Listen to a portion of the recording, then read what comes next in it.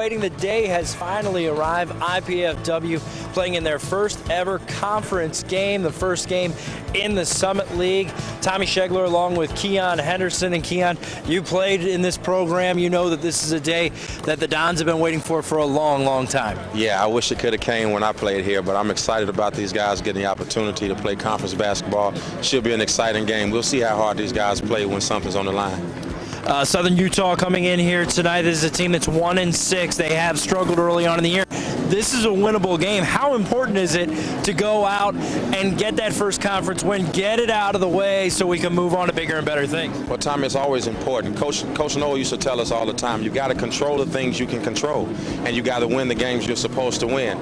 You're going to have those games that are tough, such as Valparaiso, where some people don't expect you to win. If you win, it's great. It's an accomplishment. But when you have teams that are supposedly in the same bracket as you got to win those games so that way you build the confidence of knowing that you really belong. Yeah, at some point you get to a point where winnable games are great, and that's fun to talk about, but you have to start winning some games, and the Dons are still kind of learning how to finish games down the stretch, and that's going to be important as we get into conference play. Yeah, I think the city of Fort Wayne is actually waiting on, probably on what I'm waiting on too. I am at the point now where I want people to stop saying, you know, they're still growing. I think that now is the time where IPFW has to take the deer by the antlers, as to speak, and start winning some of these games so that people in the community will get excited about a winning ball club, and I think we've got the talent to do it.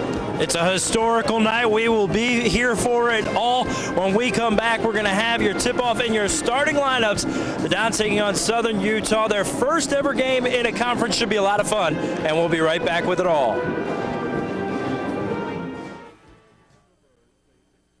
I guess I'm like most kids. I work hard, I go to class, and I want a degree that's going to mean something. I had offers from other universities, but I wanted the best out of my college choice. I wanted a great education and the campus life to go with it. Student housing, Division I sports, I found it all right here at IPFW. Hey, this is my university, my life, so it's got to feel right. I'm really glad I chose IPFW. I love it here. Go to their website. Indiana University, Purdue University, Fort Wayne. One university, two great names. What can dinosaur tracks teach us about those long-extinct creatures? On this month's edition of IPFW Up Close, we'll discuss Professor Jim Farlow's recent trip to Spain to track those tracks. Do teachers teach differently from one country to another? Professor Jeff Nowak was in Macedonia this summer teaching teachers to teach. We'll talk to him about that experience and about the new NISTEM program. And we'll talk with the campus coordinator of the United Way Fund Drive to find out more about where your contributions are going. Join me, Susan Alderman, for IPFW Up Close, Sundays at noon. It's IPFW Mastodon Basketball, live from the Allen County War Memorial Coliseum. Brought to you by College 5 Sports on My Network. Digital broadcast 33.2, Comcast 252. Well, it's been a long time coming here, but the night has finally arrived. A lot of hopes, a lot of dreams, a lot of blood, sweat, and tears finally being fulfilled here for IPFW tonight as they are in conference play for the first time ever. Tommy Schegler along with Keon Henderson, and we talked in the pregame. So much anticipation for this one. Take us through what some of these players are feeling right now. I mean, I know that you did not play in conference play, but I mean, to have something on the line means so much. Well, those guys, I guarantee you, they're thinking, let's get off to a good start. Let's show everybody we belong. Let's shut all of the doubters up, and let's cure some of the skepticism to show people what IPFW is all about. And I'm sure Coach Fife pushed that agenda pretty hard in the locker room. You have to wonder if maybe early on in this game we're going to see a little bit of nerves from these guys, and you question whether or not they'll force some things. Let's talk a little bit about some of the keys to this ball game and what you think is going to be big for the Dons to come out with a win. Well, I believe, first of all, they're going to have to communicate on screens. They're going to have to take advantage of their size. They are a lot bigger. You'll see, according to the stats, we've got the bigger team. I mean, they've got guys in the 6'7" range out there, especially with Jeff Payne, one of their main guys. Another key is going to be able to keep him in check. Let's not allow him to get his average. All right, we're ready for tip-off here from the Coliseum. We'll go through the starting lineups here in the first possession as The Thunderbirds win the tip. Dave Merrick is one of the members of the backcourt, along with Davis Baker. And the guy that you're really going to have to look out for tonight for the Thunderbirds is Jeff Payne, as getting inside and scoring is Rick Roberts. He's another starter in the backcourt, but Jeff Payne is a forward. You're going to have to look out for him. He is 4th in the league in scoring, as DeWitt Scott can't find the range from outside. And rounding out the Thunderbirds starting 5 is Tyler Quinney. They're going to try to get the ball down inside into the post. Jerron Burroughs will be tested down low early and often as we get through the early portions of this game, as Botts comes away with a steal. Bounce pass up ahead to Jakari Johnson, and he cannot handle it as it goes through his hands. But getting back to Payne and some of the things that he brings to the table, as I mentioned, 4th in the conference in scoring at 19.7. He's also the Iron Man of the conference so far, playing in almost 37 minutes of each game. So we're going to see a lot of Jeff Payne tonight. The question is, can we stop him? Now let's go through some of IPFW's starters. Jakari Johnson, DeWitt Scott, Demetrius Johnson, your starters in the backcourt, along with Ben Botts and Jerron Burroughs in the front court. Really almost a 4-guard lineup for Coach Fife, as a traveling is called on the Thunderbirds. We have an early 2-0 score here. Southern Utah in front of the Dons, their first ever conference game here in the Summit League. You know, Tom, one of the keys here, if you look at their iron guy, Jeff Payne, you look at his statistics, he's got 10 assists to 25 turnovers. So he's not going to be real smart at distributing the ball, so they need to just guard him hard-nosed and make him make a decision at the basket. Burroughs scores on that last time down for IPFW, and challenging Payne on the inside will help, as well as getting loose again is Roberts. That's his 2nd bucket of the game. He has all of Southern Utah's points right now. Demetrius Johnson getting the screen from Burroughs. Now into the lane, the pick and roll. Burroughs goes off the window and in. That's exactly what we've got to take advantage of. Our length right in the inside. The guys that they have are not real big. We're not extremely big, but I think we've got some longer guys. Yeah, it's going to be one of the few times that the Dons will have a bigger front line than their opponent. I mean, that has not been the case and will not be the case in most situations. Here's Payne, his first shot of the night, good from the foul line. Roger Reed is the head coach of the Thunderbirds. He's in his first season on the bench here. Spent his last 2 at Snow College, as scoring inside is Demetrius Johnson for IPFW. Last year, Reed guided the Badgers to a SWAC regular season championship and a number 18 national ranking. So he comes with a lot on his resume, highly touted. We are tied up at 6 here. Early portions of the ball game from the Coliseum, as Payne knocks in a contested shot on the baseline. Utah has a couple guys who can shoot, but the primary goal, it seems here, is they want to get the ball inside. They've got a few guys who shoot a pretty decent percentage at the 3-point line with David and Nick Levi, but for the most part, it seems like they want to get the ball on the inside.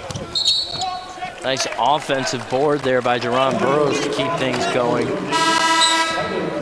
So one of the things, talking with the coaches, that the Thunderbirds will attack the rim both on the offensive and defensive board. So rebounds are going to be at a premium tonight for IPFW. Jakari Johnson in the lane and stood up, jump ball, and it'll stay with IPFW. You know, sometimes when you have a size advantage over guys, you have a tendency to think that you can out-jump them, but you still got to make that body contact, box them out, and still use that to give you an advantage on the rebounding end, both offensively and defensively. Early 2-point lead for Southern Utah as DeWitt Scott, his 3rd 3 attempt of the night, and he is quick 0 for 3 from the field. This is Quinney. set things back up. Run high-low, motion set. They're looking to get the ball down low. They get it into Payne. Help side defense, cuts him off. And here come the Dons. And I like what I saw Burroughs do. He didn't try to block a shot. He just stood there, used his length, stood straight up, altered the shot. Great basketball IQ. I tell you what, he's fighting in there once again, but can't get it to go after all that effort. But he definitely had a good game against Valparaiso last week. Let's see if he can repeat that performance today. Dave Merrick, guarded by Ben Botts. Down low, shot no good. For John Clifford, who's fresh in the game, they get the ball back. Clifford at 6'10", is the tallest player on the Thunderbirds roster. Trying to counter with the size that they do have. Here's Roberts going baseline, kicking, shot is away, foul before the shot, however. And it is going to go on Botts. So we have hit a timeout. Dons down 2 here early at the Coliseum against Southern Utah. See if they can go on a run when we come back.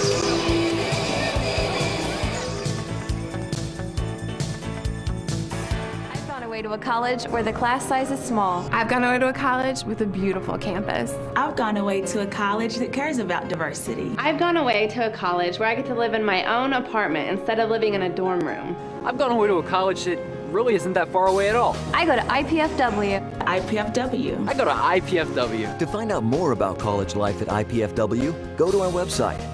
Indiana University, Purdue University, Fort Wayne. One university, 2 great names. Hi, I'm Russell Simmons. Today I want to talk to you about a very important subject, and it's cruelty to animals. Emmy was a victim of cruelty and someone did something about it. Someone called the ASPCA and put an end to it, because Emmy can't talk. The fact is, animals are abused all over this country, and people sit by and do nothing. It's not slick or fly or cool, none of that. It's just cruel. If you're aware of any animal abuse, go to aspca.org to find out what you can do now to make a difference. She can't do it for herself. Back inside the Coliseum, Tommy Schegler along with Keon Henderson. IPFW down 2 to Southern Utah here in the early portions of the game. We have just under 15 minutes left to go. There is a look at Coach Reed. You know, Tom, if I'm Dane right now, if I'm Coach Fife, I'm telling those guys, listen, ball pressure will make it more difficult for them to get the ball inside. Oh, and a late foul called on Jakari Johnson after the shot was away. That'll be his first, team's second. The Dons are going to have to apply ball pressure on the wingmen to make it more difficult for them to pass the ball inside. They don't need to give them a straight look. They need to make it difficult for them to even be able to see inside with big hands and big bodies.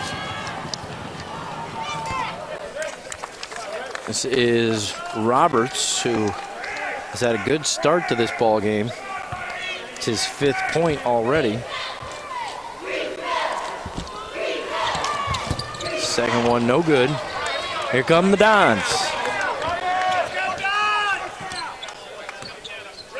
Big night for IPFW. Conference play, many probably thought that it would never arrive, but it is upon us as Botts cannot find the range. A lot of stories about Botts this week out there, ranked 4th in the nation in 3-point field goal percentage of all Division I players. So as a traveling violation is called on Roberts down on the baseline. But boy, Botts has had a fantastic start to the year, shooting almost 60% from behind the arc. That's good enough for 4th in the nation. Demetrius slashing, can't get it to go, and the Dons are ice cold. And a walk called as Merrick started to bring the ball up the floor. Hey, Tom, it looks like we're struggling a little bit putting the ball in the basket, but one thing you learn about Division I basketball is it is what it is. Division I players are Division I players, no matter if they're at IPFW, Southern Utah, or Duke, or Michigan State. All of these guys are good. And so you can never go into a game looking at a record supposing that you're going to get a win. DeWitt Scott trying to heat things up. Maybe that'll change things. He ties this ball game up with the 3. Mark of a good shooter. Keep shooting until you make them, huh? There you go. All right, here's that high-low motion again. Merrick rejected. Can the Dons take advantage? They swing it. Here's DeWitt. 3 ball, no good. That's what you call a heat check, Tommy.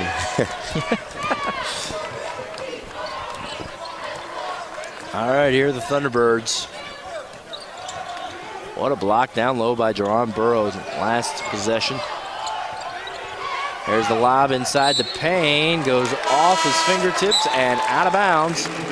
Back over to the Dons. Merrick checking out of the ball game. Mike Josserand comes in. Dane Fife trying to orchestrate things. Get his team in front here.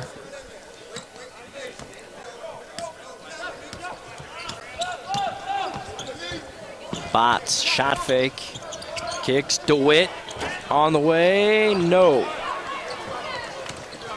And like you said, keep heaving it up there. This is Josh Rand.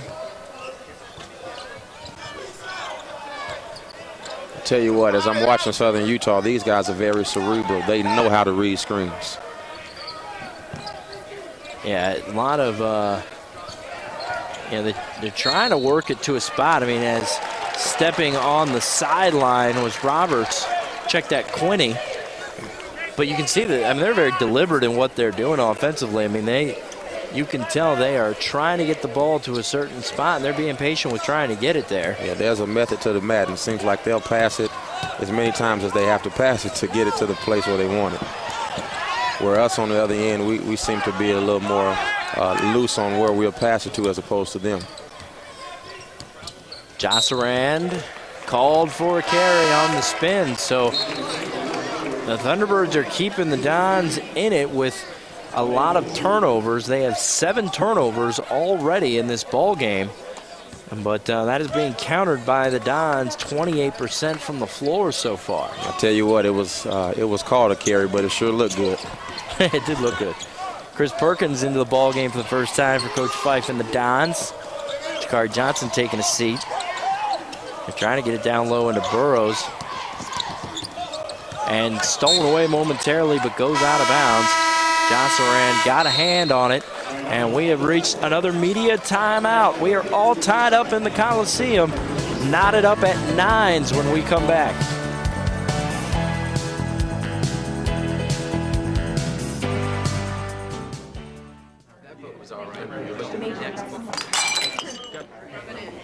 You know, if she continues to spill product at a rate of 3 per hour, unit cost, say 60 cents. Factor in breakage, downtime, lost sales, you're looking at $2,400 a month.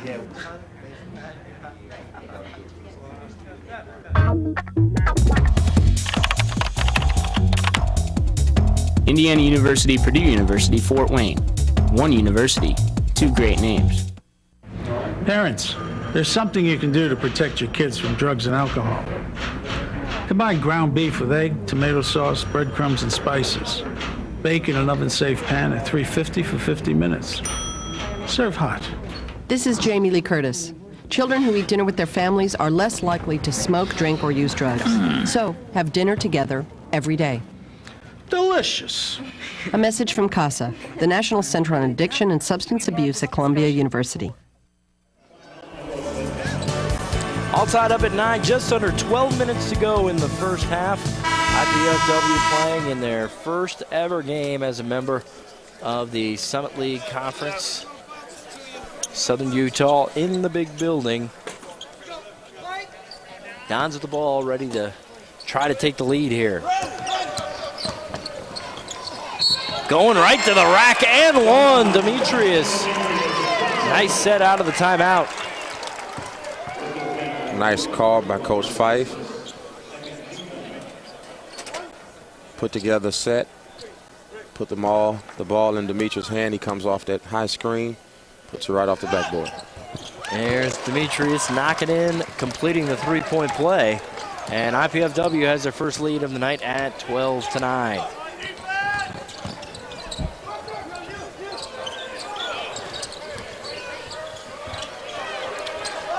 This is just into the game here for Coach Reed. Nuruddin Adepoju is a forward out of Nigeria. And no good on the shot is Josran. Perkins, 3-ball on the way, no good. Short and to the right. Josran kicking it up. Snap pass by Payne. They finally get it down low, and missing the easy shot is Clifford. Here comes IPFW again, no numbers, so Demetrius holds it up. Comes off the high screen. And ball will stay with IPFW. Seems as if both teams have a similar game plan. It seems like both teams want to get the ball inside. Just have to be a little more accurate with what we're doing. We're 5 of 16 right now.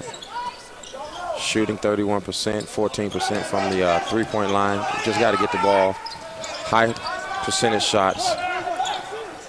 The jitters ought to be gone. We ought to be used to playing now. The lights are on. Just play like we know how to play. Burrows, the kick over to Perkins. He goes off glass and in. IPFW up 5. Coach Fife working on that sideline. You know how badly this coaching staff has to want this game. IPFW's women won the front end of the doubleheader. Demetrius locking down on Payne up top. Adepoju walks with it. And so here we go, back the other way. And I can hear the coach saying Adepoju must have been playing out of his comfort zone. I overheard him saying, is that what you're supposed to be doing? So obviously that's not something he does in practice, or is supposed to be doing in the game. All right. Perkins in between the rings. Over to Johnson now. Demetrius looking. And they're trying to get it down to Burrows. They do, and one. Hey, Tom, I guess if we can't hit any shots from the three-point line, we'll just keep getting and ones. They count. And a quick timeout here by Coach Reed. Roger Reed wants to talk things over. Oh, no timeout. Check that. They thought that there was a timeout on the floor. But now Coach Reed's saying, well, if you're not going to give me immediate timeout, I'm going to take a full timeout because this thing's getting out of hand. 16-9, Dons up by 7. Burrows will be at the line trying to complete a three-point play when we come back.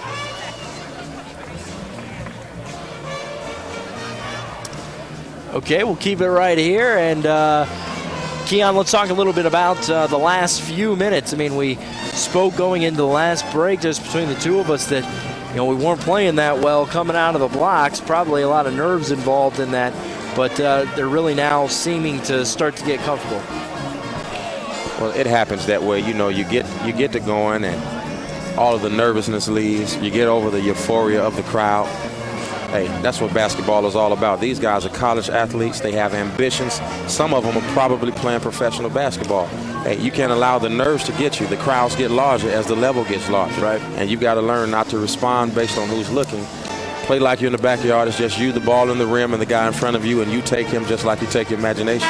Here's a look at the conference standings right now, early portions of the Summit League season, and obviously these are the overall records as conference play for everyone right now is at 0-0 up until tonight. But you see IUPUI off to the good start, and IPFW down at the bottom, but you see Southern Utah underneath them. They have had trouble here in the early portions of the season and are in the middle of a 5-game losing streak right now at 1-6.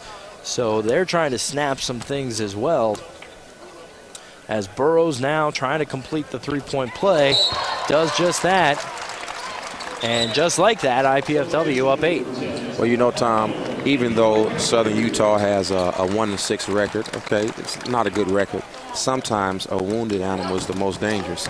So even though we should beat this team, they have something to prove as well. Exactly. Yeah, I mean, they obviously are trying to get this ship righted as, man, Jeff Payne's got a smooth stroke, doesn't he? Oh, man, he shoots it right at that free throw line with some consistency, gets some arc on that shot, and at 6'7", it's probably going to be next to impossible to block that shot. He cuts it to 6. Don's trying to answer. Demetrius, the dribble drive, can't get it to go. Burrows throwing his body around but can't come up with it.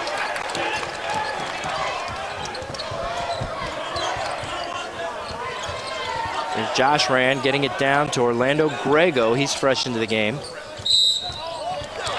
And a walk called on Payne, and coaching staff over here for the Thunderbirds did not like it as we're sitting right next to him. I'm out there looking at Zach Plackmeyer out there playing defense the way he is, moving as quick as he is. You know, I'm a little older now. Just looking at him, I got tired. I used to be able to move like that, but can't do it anymore. I think you're selling yourself a little short, Keon. Come on. We know you still got ups. All right, Dons trying to take advantage of the turnover. That was a 9th for the Thunderbirds so far here. Just a little bit less than 12 minutes into this game. Johnson from long range, knocking it down. When I look at Demetrius, I kind of see him as a leader. You know, I kind of feel that sometimes as he goes, the team may go. He's an emotional leader. He's an emotional person. Look for him to get fired up this game. He knows what's on the line. Adepoju can't hit on the jumper, and back come the Dons. They want to push it. Lepper from the corner. Knock it in, back-to-back trays. Dons are looking good out there, Tommy. This is what we talked about, getting into your comfort zone, getting away from thinking. You know, it's sometimes just good to go out there and just play. Interesting, the scoreboard is only registered 2 at this point, whereas the ref right in front of us is the air ball thrown up by Josserand. But the ref right in front of us is Perkins can't find the range. Made the signal as a good field goal when Pat Lepper knocked in that last shot, but as of yet, that has not been corrected. And well, you better believe somebody on the Dons bench knows what's been signaled and what's been awarded. Excuse me. I mean, it was the referee here on the far side from where the shot was made, so it's possible he was overruled by the official that was on the other end. As now Plackmeyer tries to get into the act. It ends up as an assist as Burrows gets it on the weak side. And Coach Reed once again says, give me a 30. This thing has grown to a 13-point lead. IPFW fans on their feet here in the stands. We're starting to look like the team that we know this team can be. Yeah, you know, again, the experience is always key. These guys are going to learn how to win. You know, Tommy, I believe people talk about winning, but one thing Coach Noel taught us when we played is that winning is something you learn how to do. And I believe that as our guys continue to play, as they continue to push, they'll learn that process.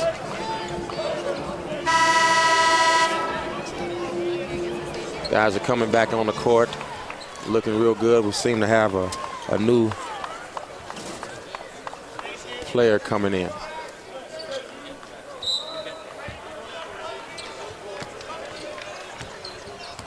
All right, well, here we go, back to live action. Merrick back into the game for Coach Reed. And also into the game, Baker, I should say. Senior, California. On the block, reverse move, a nice one by who else but Jeff Payne. Coach Reed going to a lot of different players. Plackmeyer getting to the baseline. They knew that would be open, but he can't finish. Grego from the elbow, no. And foul, I think it's going to go against Demetrius underneath. That'll be his second. And we have an official's timeout on the floor. We're going to try to sort out who that foul ended up on underneath. We will have that for you when we come back.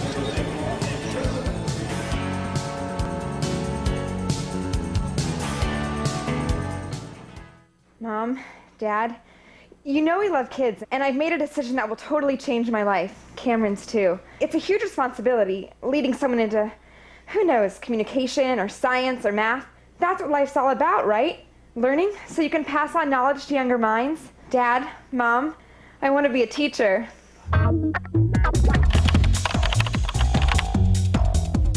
Indiana University, Purdue University, Fort Wayne. One university, two great names. Life is good, but with a master's degree from IPFW, it could be even better. You could land a promotion, earn more money, become a leader in your field. And IPFW makes it easy. With affordable tuition, night and weekend classes, and more than 20 graduate programs from business to education to public affairs and more. Become the master of your future. Indiana University, Purdue University, Fort Wayne. Your graduate university.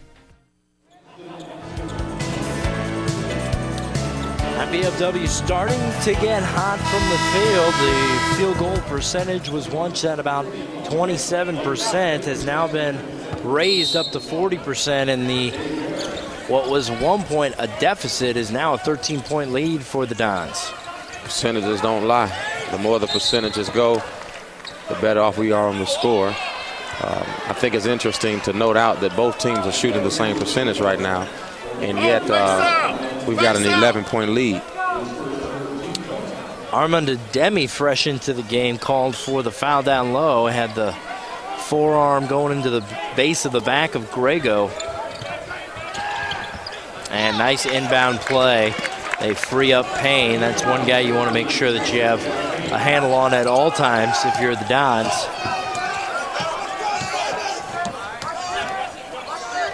All right, swinging the ball here to the far side. Payne's having a pretty good first half. He's only 9 off of his average. He's averaging 19. He's already got 10. We need to pay some attention to him. Penetration and kick didn't work that time. And Demetrius from the corner. Nice ball reversal, but he can't hit. But great fighting for the ball. Chris Perkins coming up with it down low. The 6'2" guard. Little guy comes up with it. Here's Plackmeyer, open three, no. Needed to follow a shot.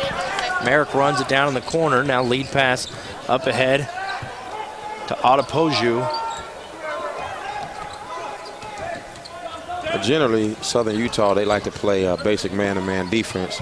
Sometimes, according to the scouting report, they'll play an occasional 2-3. We'll see if Coach Reed goes to that sometime today. Payne picks up a foul down low on trying to check who it is. It's going to be on Demetrius Johnson. It's only Demetrius' first foul. Thought that he had picked up an early one. Payne likes to hit those offensive boards as well, though. He's dangerous out underneath the hoop.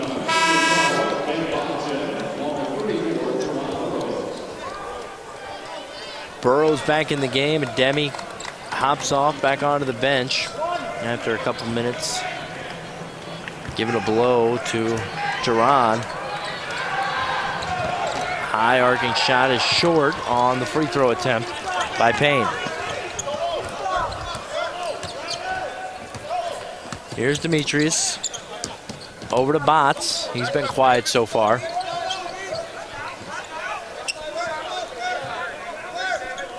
Demetrius looking it over. Playing this zone right now, last few, and DeWitt Scott drops in the three. That's a quick way to get somebody out of the zone. Now 27-15, foul away from the ball, gonna go the other way. I believe it will be called on Grego, Orlando Grego. DeWitt has 7 shots, all of them three-pointers. I think I would like to see him at some point in time give a little bit of a shot fake, drive to the bucket, because right now, mentally, he's preparing them that he's going to take the three. Should correct, Jeff Payne actually called for that foul. DeWitt from way downtown. I guess I'll take that back. As long as he's doing that, he can keep shooting.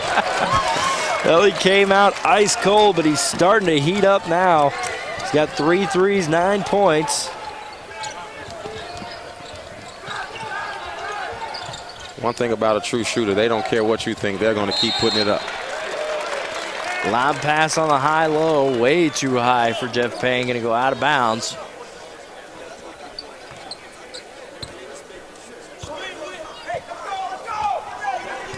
All right, here comes IPFW. We're at the 4-minute mark in the first half. And the Dons in a situation that they have seen themselves in before. Maybe not up 15, but playing well. It's been this part. And Burrows off a great pass from Johnson. Gets it to go, and the harm. That is his third three-point play down low. And Coach Fife is fired up, meeting his team out at midcourt. High fives for everyone as IPFW has a 32-15 lead here at the Coliseum. We'll be right back.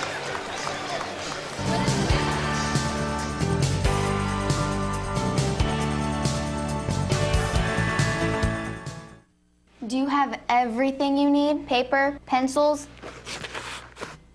We only ask that you do your best. I made you a snack.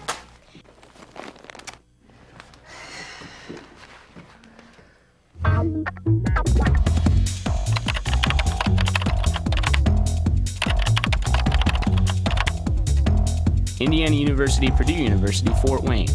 One university, two great names. I can no longer make my mortgage payment. We won't be able to make our mortgage. I can't pay my mortgage right now. Life throws everyone lots of curves. Sometimes it's a loss of income or an expensive health emergency. If that happens to you, call the people expecting your payment and let them know. They'll want to work something out. So at the first sign of payment trouble, call. They can help, but only if they know you need help.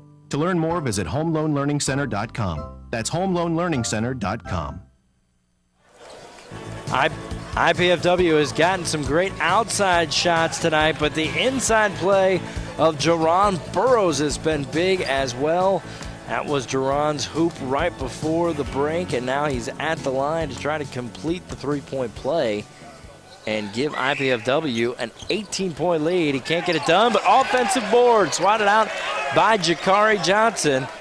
And here we go to set things back up. Talking during the break, Keon, about not wanting to get too high during this particular run by IPFW. Well, yeah, there's a difference between that excitement and that high. You know, when you get high, you kind of get complacent. We talked last time we were together about breaking the game into segments or wars, 5-minute increments, because if you look at the game as a big picture, you can kind of get lost in the euphoria of what's going on. Sometimes you just got to say, you know what? Even though we're up 15, even though we're up 17, the score's still 0-0. Payne down low, can't finish. Burrows, nice rebound, and Coach Fife wants him to push. But Johnson decides to change things up when he gets into the front court. Tell you what, that guy's really emerging into a leader. I am loving what he brings. Oh, what a pass. Oh, no look. Down to Burrows. That was pretty. Johnson's out there having fun. He really is, and I completely agree with you. He looks in complete control of not only this game, but starting to become more and more control of this team. Grego working on Burrows through every move he had, and he finally got one to work. 2:20 left to go here in the first half. IPFW right now up 17. Another nice pass to Burrows. This time he can't get it to go. Wanted the foul, but instead here come the T-Birds. Lob down to Payne. That's too easy. Got it to go, and Burrows then makes the mistake of the foul down low, and that's the first time they've really allowed it to get into the post very easily. Don's done a good job at contesting where the T-Birds want it to go. We talked about that entry pass earlier. There are two things that need to happen in order to make that pass difficult. First of all, there has to be direct baller pressure applied to the person with the ball who's looking to make the entry pass, and then the person on the backside of the defense has to be ready to adjust and to rotate. Not when the pass is thrown, but while the ball is in the air. Talk about the difference between anticipating and reacting. Reacting is when I do something after it happens, but anticipating is me making a mental move before I make a physical move. Payne now 0 for 3 from the line. He's got 12 points, but he's missed every free throw he's had. IPFW back on the attack right now. And charge going to be called on Jakari Johnson. It's Payne picking that up. That'd be Johnson's second foul. He'll hop off the court and onto the bench, assuming for the rest of the first half here, when I want him to pick up his third before the break.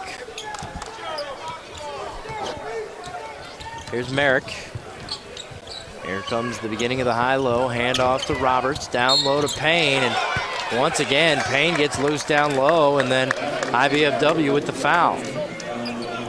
You look at Jeff, he looks kind of unassuming, but that guy, he's right on pace to have a game that will bump his average up. I mean, he's right there. He's got 14 points already. His average on the season is almost 20.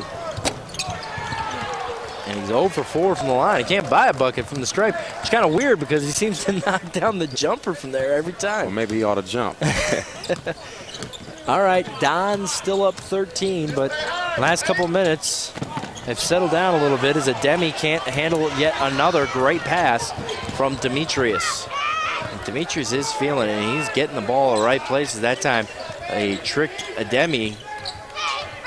I think he thought that Demetrius was going to the rack. 3 on the way, no good. Davis Baker unable to find the range, but Payne there to put it back up and in. As we stated before the break, that time of the game happens where you get excited and you think the game is over, and it's not over. The game is a game of 2 halves, not one. Yep, need to get a bucket here before the buzzer.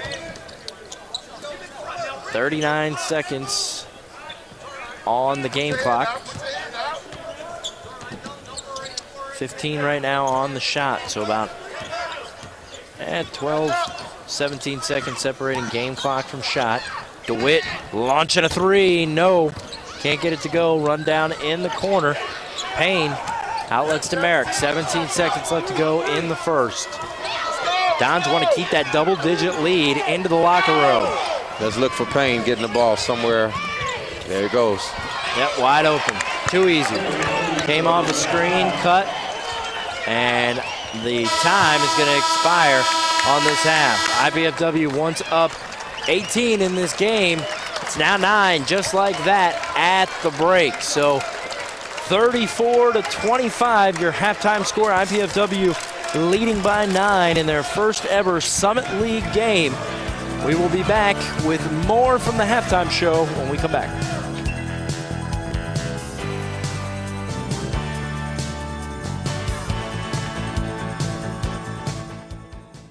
I guess I'm like most kids. I work hard, I go to class, and I want a degree that's going to mean something. I had offers from other universities, but I wanted the best out of my college choice. I wanted a great education and the campus life to go with it.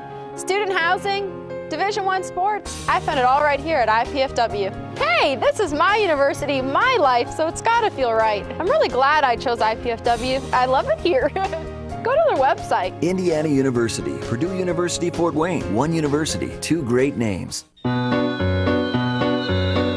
might be surprised to know the biggest dangers your pet faces are everyday dangers, like drinking from puddles, being boarded, squirrels in the park, and fleas and ticks. Being a pet is risky business. That's why it's important for every pet to receive a risk assessment and wellness exam twice a year. A risk assessment from your veterinary professionals helps create a unique risk profile for your dog or cat. Your veterinarian can then develop a disease protection plan that's right for your pet and the disease threats in your area. Best of all, twice-a-year exams help your veterinarian detect, treat, or prevent health problems before they become serious. So reduce the risks. Contact your veterinarian today for your pet's wellness exam, because being a pet is risky business. A message from the American Veterinary Medical Association and your local veterinarians. What can Dinosaur Tracks teach us about those long-extinct creatures? On this month's edition of IPFW Up Close, we'll discuss Professor Jim Farlow's recent trip to Spain to track those tracks.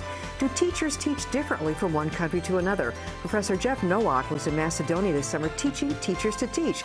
We'll talk to him about that experience and about the new NISTEM program. And we'll talk with the campus coordinator of the United Way Fund Drive to find out more about where your contributions are going. Join me, Susan Alderman, for IPFW Up Close, Sundays at noon. Pizza! I must eat. Wait, what is this? Capsicum annum? Agaricus bisporus? Allium cepa? Can we eat this? Peppers, mushrooms, and onions. Eat your pizza, man. Funny. Indiana University, Purdue University, Fort Wayne. One university, two great names.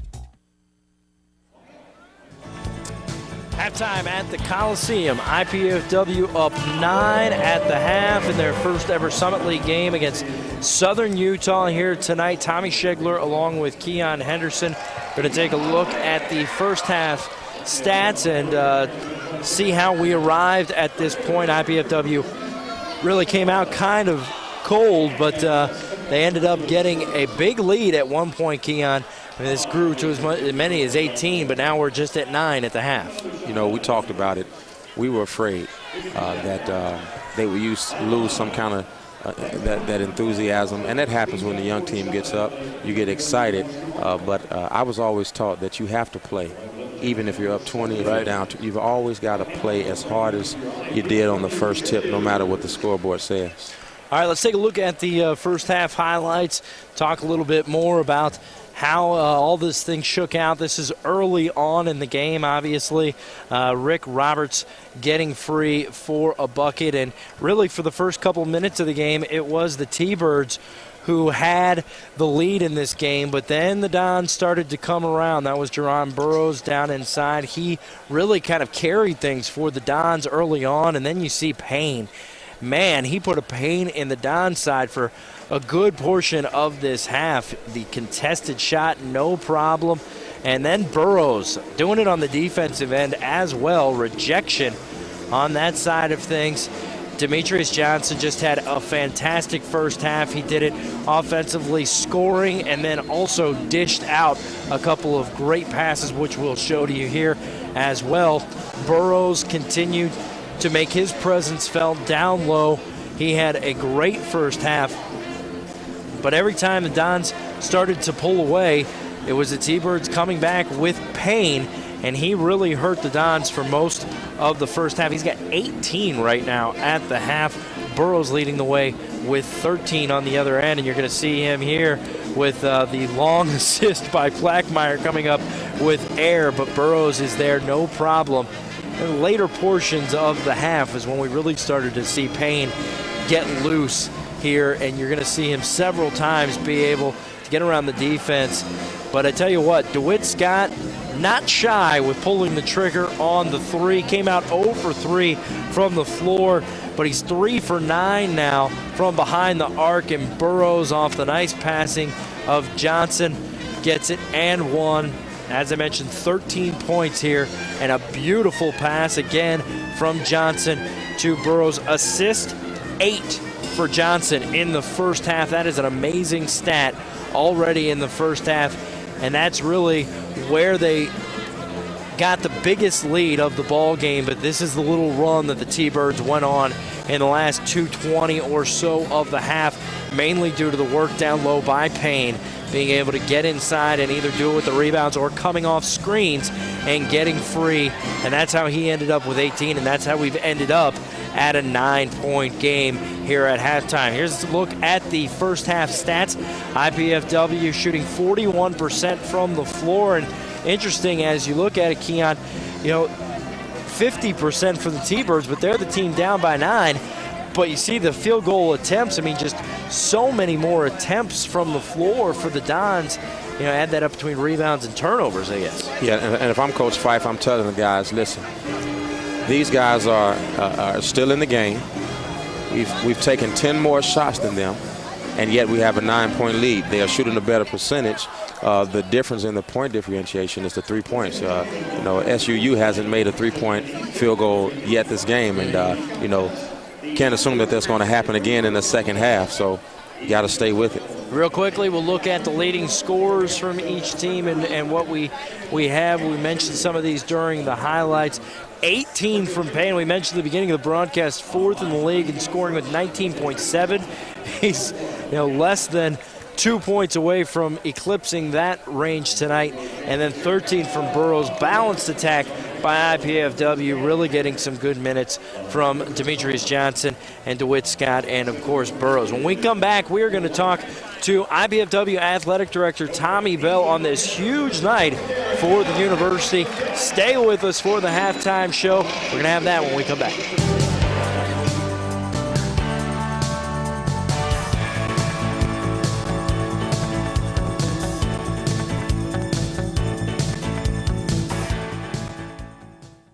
I've gone away to a college where the class size is small. I've gone away to a college with a beautiful campus. I've gone away to a college that cares about diversity. I've gone away to a college where I get to live in my own apartment instead of living in a dorm room. I've gone away to a college that really isn't that far away at all. I go to IPFW. IPFW. I go to IPFW. To find out more about college life at IPFW, go to our website. Indiana University, Purdue University, Fort Wayne. One university, two great names.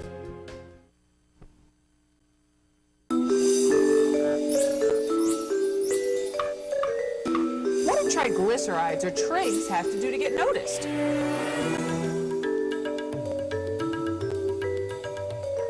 Heart disease and stroke? Really? We should pay her more attention. Normal triglycerides are below 150. High triglycerides increase your risk of heart disease. And if you're a woman, that risk goes up even more. After standing in the shadows of good and bad cholesterol, triglyceride, also known as the forgotten fat, is ready to share the spotlight and the attention.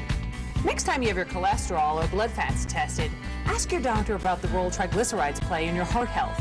Remember to ask your doctor about the good, the bad, and the forgotten fat. For more information on all of your blood fats, the good, the bad, and the forgotten, go to forgottenfat.com. And remember, normal triglycerides are under 150. This message brought to you by Sister to Sister, working together for healthy hearts. What can dinosaur tracks teach us about those long extinct creatures? On this month's edition of IPFW Up Close, we'll discuss Professor Jim Farlow's recent trip to Spain to track those tracks. Do teachers teach differently from one country to another? Professor Jeff Nowak was in Macedonia this summer teaching teachers to teach. We'll talk to him about that experience and about the new NISTEM program. And we'll talk with the campus coordinator of the United Way Fund Drive to find out more about where your contributions are going. Join me, Susan Alderman, for IPFW Up Close, Sundays at noon. Are you in there?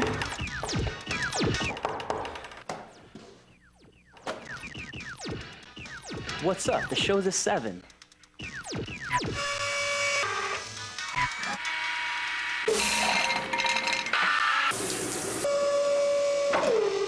Whoa.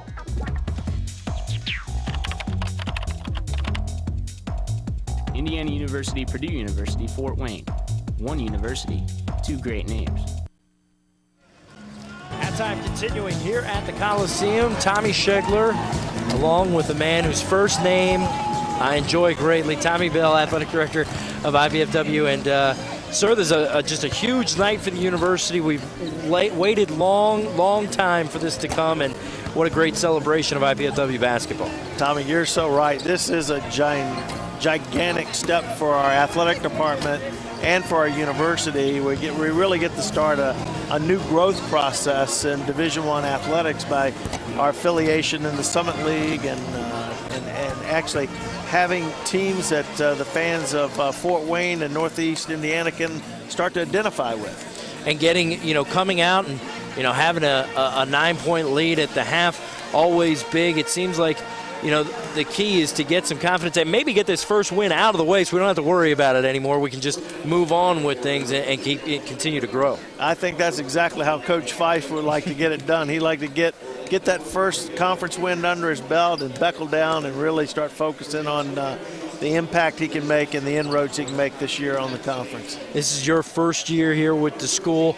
Talk to me a little bit about your experience so far and what you feel like is the next step or the future for IPFW, maybe not just basketball, obviously, but athletics. Well, I think athletically across the boards, our focus sport is going to be men's basketball because that's what the conference calls for, but I think we're going to be very good in our women's programs. By Kelly Hartley's already had another 20-win year in women's volleyball.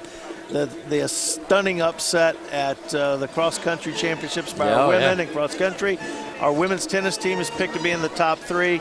But as you know, our calling card nationally is what Arnie Ball has done with our men's volleyball program. Absolutely, yeah. Just a fantastic show that he's put on for over 20 years here in this community, and that's always going to be strong. Once again, you guys are going to be strong once again this year. I think Arnie's looking forward to having another good year. Yeah, absolutely. Well, thank you so much for joining us. Thanks. We look forward to continued success in the Summit League, and hopefully we can work on getting one of these conference championship tournaments here in the big building at some point. Absolutely. We'll bring the tournament back to Fort Wayne. Absolutely. All right. Thanks a lot, IPFW Athletic Director Tommy Bell.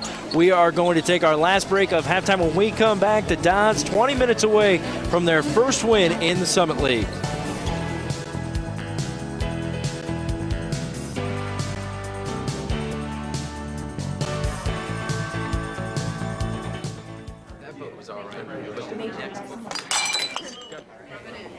You know, if she continues to spill product at a rate of 3 per hour, unit cost, say 60 cents. Factor in breakage, downtime, lost sales, you're looking at $2,400 a month.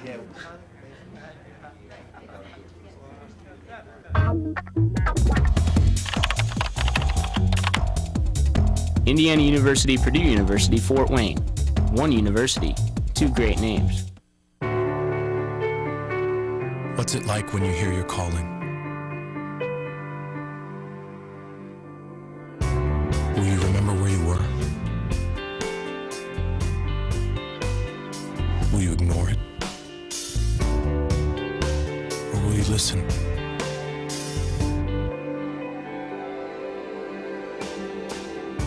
What if it calls you to go halfway around the world? To share your skills? To serve people you've never met? To do things you never thought you could? What will you do when you hear your calling?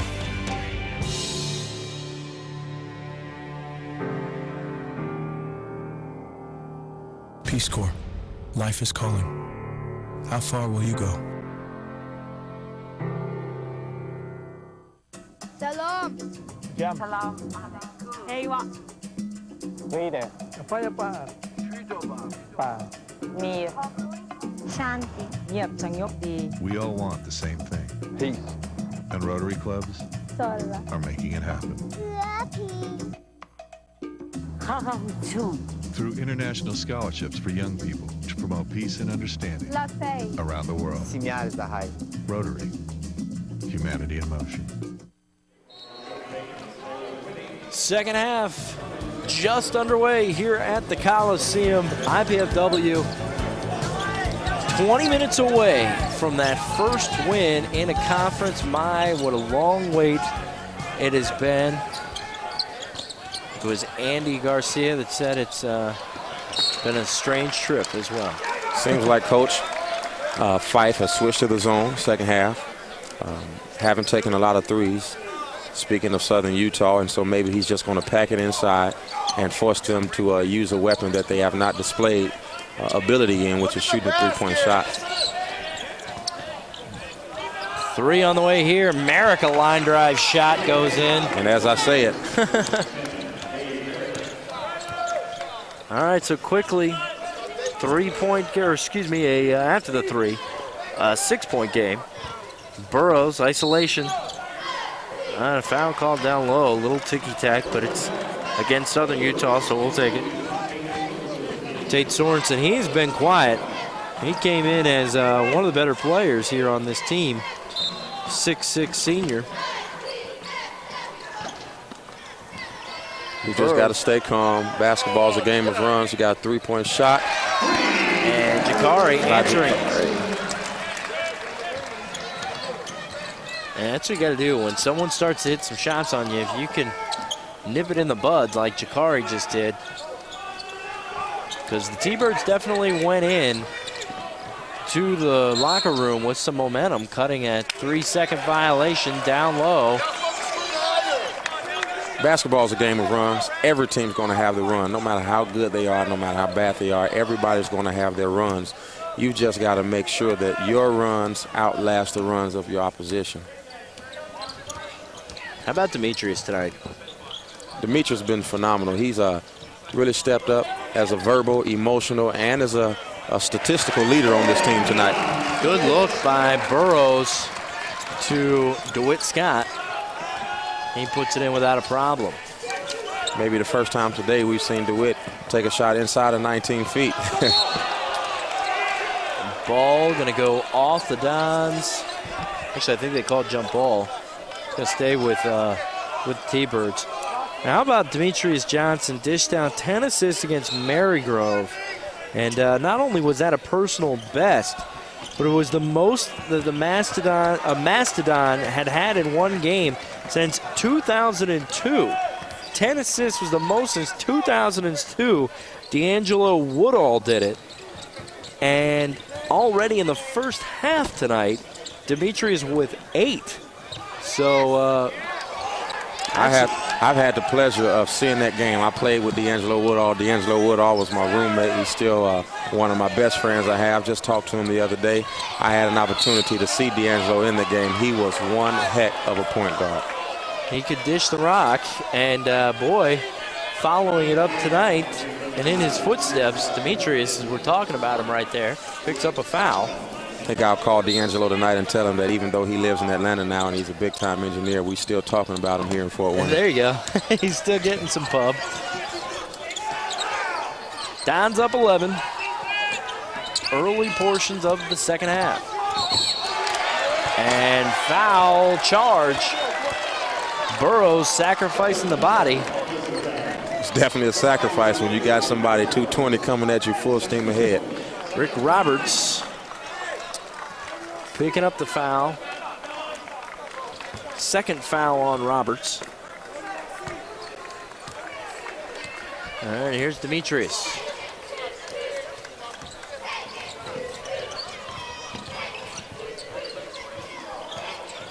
Hand off to Botts, who's been completely quiet tonight. Just hasn't had shots. Not that he's been missing. Johnson can't find the range on the 16-foot baseline J. We may get an opportunity to witness something special tonight. Demetrius is not that far from having a triple-double. DeWitt getting up in the air, and then a foul call down low. That was Sorensen. Wow, how about the Dons? Everybody seems to be just throwing their body on the floor and leaving it all hang out. Hey, they want this game. 17 minutes away from getting the first ever conference win. It's worth a few sore ribs here and there. All right, so another opportunity. DeWitt, 3-ball on the way. Good! I tell you what, DeWitt is going to shoot that shot whether he makes it or not, and right now I tell you, he's making it more than he's missing it. And he started out very cold, but man, you're right. He has heated up and losing it in the corner and sending it back over to IPFW is Roberts. And I tell you what, shooting 4 for 10, you know, the average three-point shooter, if he's going to be considered good, is going to shoot right around 40%. So he's not doing all that bad. It just seems like a lot of threes in one game. After that last three by DeWitt, Johnson registering his 9th assist of the ball game. We're going to have to start thumbing through this little media guide that we have, Keon, and find out what the record is for most assists by an IPFW player in a game. I'm going to make a guess. I'm not sure. All right. But I'm going to guess it was a Lawrence Jordan. Lawrence Jordan. That's what my man, Mr. Henderson, says. I'm going to go ahead and wait until the commercial break to look it up. Otherwise, I'm not going to be able to tell anybody what's going on. But we have that marked down. I'm going to actually write it down because I know you'll change your answer last minute. AKA Big. I think it'll be Lawrence Jordan. Okay, Lawrence Jordan. We're going to look it up, folks. I believe he led us all time as well. I believe he had about 981 assists in his career. 981? That's not even a round number. I'm almost thinking that you definitely know this now. All right, Bots, baseline, good. Great shot by Bots, good elevation. Shot the ball at the top of his jump shot, textbook.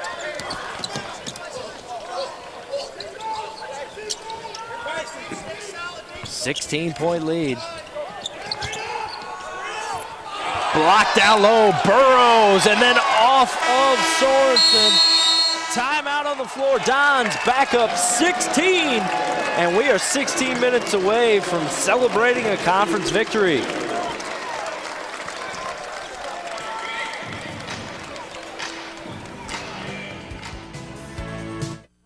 Dad, you know we love kids, and I've made a decision that will totally change my life. Cameron's too. It's a huge responsibility, leading someone into, who knows, communication or science or math. That's what life's all about, right? Learning so you can pass on knowledge to younger minds. Dad, Mom, I want to be a teacher.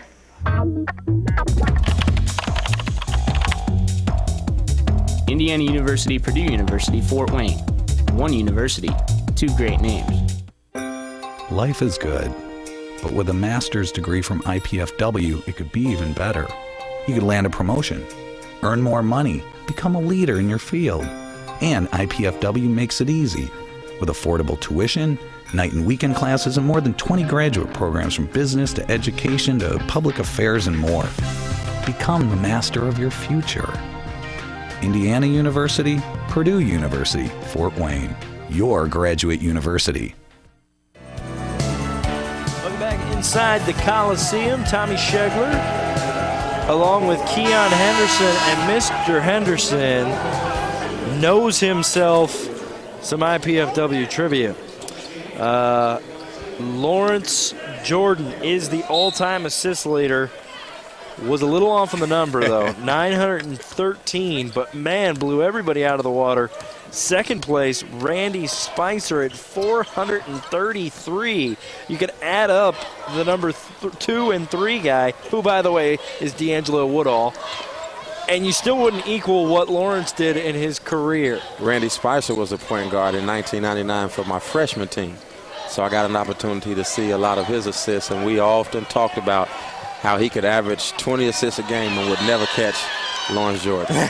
No joke. I mean, man, Lawrence was also the all-time leading steals guy for IPFW with 324, so that guy had some game. Bots can't hit on the baby jumper there. Hey, you can go out at the old Fort Y and still see Lawrence Jordan playing basketball out there. He's probably getting 62 assists a game out there at the old Fort Y. Yeah, I'm going to have to go out and check that out. He sounds like he's worth watching.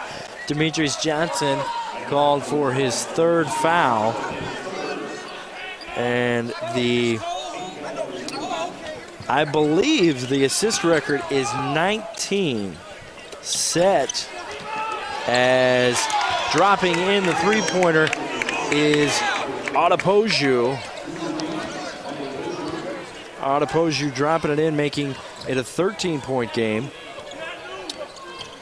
I really believe this is probably the most important 5 minutes of the game. The Dons have got to solidify their stance, allow Southern Utah to recognize, hey, we're not giving up the lead. We're not giving up this game. We're here to win. We're at home, and they've got to make that stand here tonight. Bots to Burrows, shot fake, out of control, block called. Boy, he got bailed out there. Anyways, just to wrap this long tangent up that I've been on for several minutes now, Russ Markinek in the 93-94 season had 19 assists against IUPUI. Wow. So Johnson still has a ways to go, but he's halfway there at 9 right now. Plackmeyer to inbound. Bots, 3, good. Like a free throw for Mr. Bots. Man, the freshman can shoot. Yeah, he can shoot the ball. Imagine what he's going to be doing once he gets a little seasoning, a little experience as a sophomore, junior, senior. That guy's going to be lights out.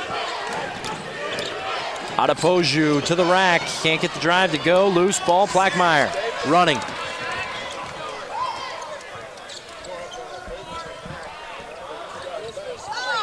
Burrows loses it down low. Here comes Merrick.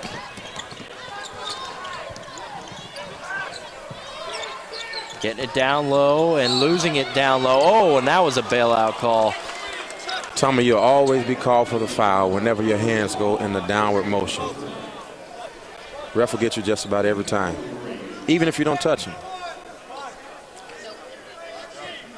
That is DeWitt Scott's second foul. Quick pass from Payne out to Merrick. Adepoju spinning, out of control. Oh, there we go. Charge called on Adepoju. I thought they were calling a block for a second. Adepoju has tried that move several times today. He hasn't been successful. I hear the coach telling him again, play within and do what you can do. And that's I heard that a few times from my coach when I thought I could shoot from half court. He would say, you can't do that. Armand Ademi back into the ball game as Burrows will take a blow. Bots cut off. Jakari tripped by Adepoju. Tell you what, that trip looks scary. If you watched the Denver Nuggets and the LA Lakers last night, Kobe was tripped and fell on his shoulder, just kind of similar to how Mr. Johnson just fell there, and glad that he got up and he's okay. DeWitt, no shame. Can't find the range this time, though.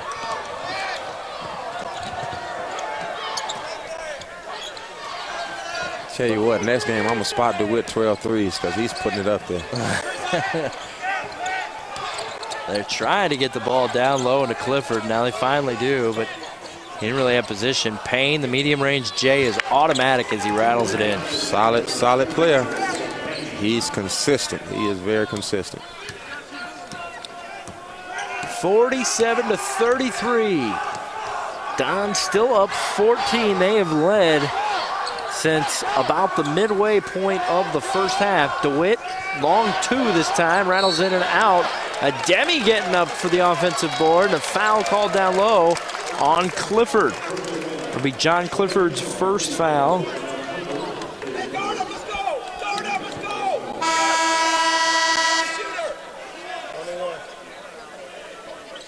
And how about starting out your first night in the conference with 2 wins by both the women's and men's team. And by the way, just on a side note, if you haven't come out to watch IPFW's women's team play, Chris Paul has an exciting team out there this year. To think about where that program was 3-4 years ago and where he's brought them to now, I mean, it's some fun basketball. John Lewis Carlisle is a fun player to watch. Yeah, Chris Paul was the assistant coach when I was here at school, and I always knew then it was something special about this guy, and it's just exciting to see him as the head guy now. All right, Ademi knocks them both in, stretching the lead back out to 16. A little bit of a travel there, do you think, Tommy? Yeah, I think he drug the foot just a little bit. No problem. Ademi coming down with it. Bowled over Clifford down low for the makeup.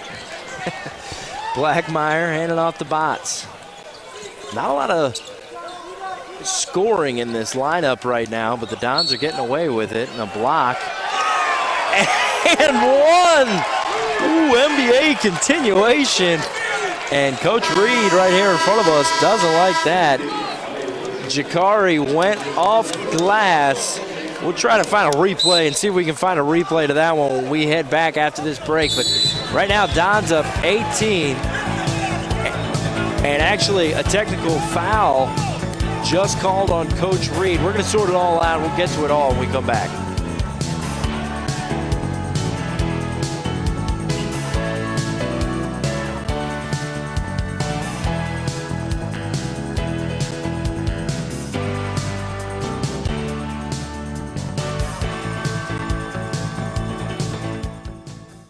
Do you have everything you need? Paper, pencils?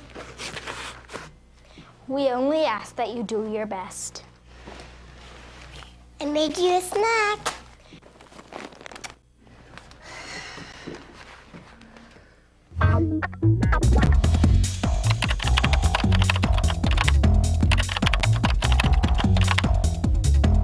Indiana University, Purdue University, Fort Wayne.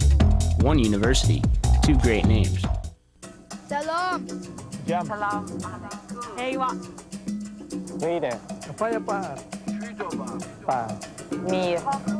Shanti. Niat Sangyok di. We all want the same thing. Peace. And Rotary clubs Sola. are making it happen. Lucky. Through international scholarships for young people to promote peace and understanding La Fe. around the world. Rotary. Humanity in motion.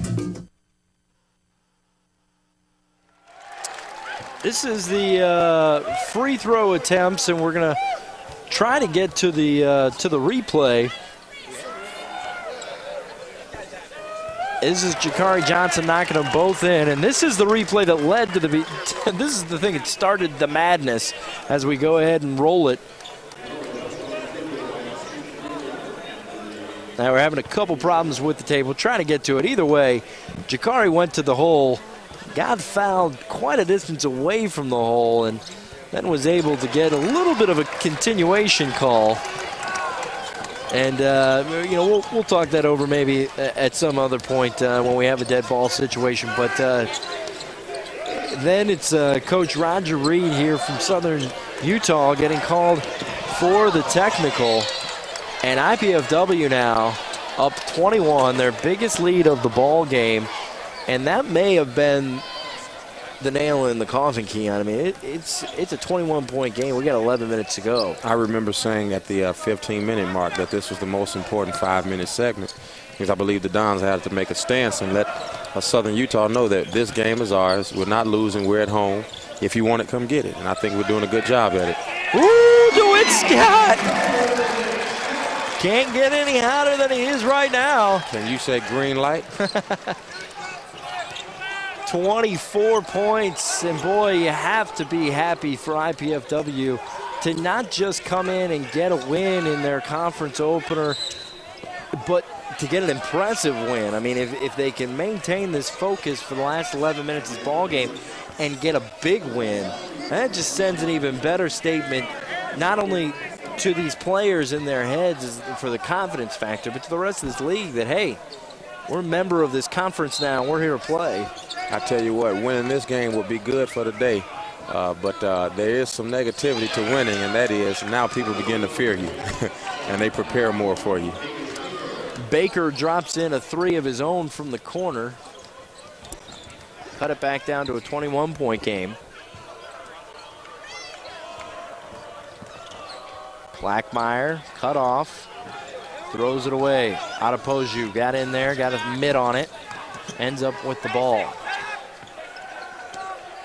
It seems like the game just started. It's about 9:15. Game starts at 8 o'clock. Remember playing Valparaiso. Seemed like that game went forever. Time does fly when you're having fun, right? And no shot. That is going to be a charge. We're going the other way. Jeff Payne called for the charge down low.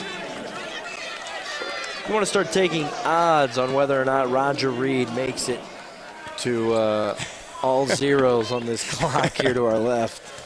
Well, if you're a traditional basketball player, you know, if you're the coach, you almost get kicked out on purpose at this position in the game to let your players know that you're just as frustrated as they are. DeWitt can't hit on that one. He is human. As long as we don't see any chairs start to fly like we did in Indiana back in the day. We should be all right. Yeah. And long two dropped in by Baker. He's got 5 quick points. Good thing is we're right here kind of to the side, almost behind the bench, as Coach Fife wants a 30-second timeout to talk this thing over. Guys, if we have a chance, you want to go to break? Let's go to break, and we will be back with more IPFW basketball after this.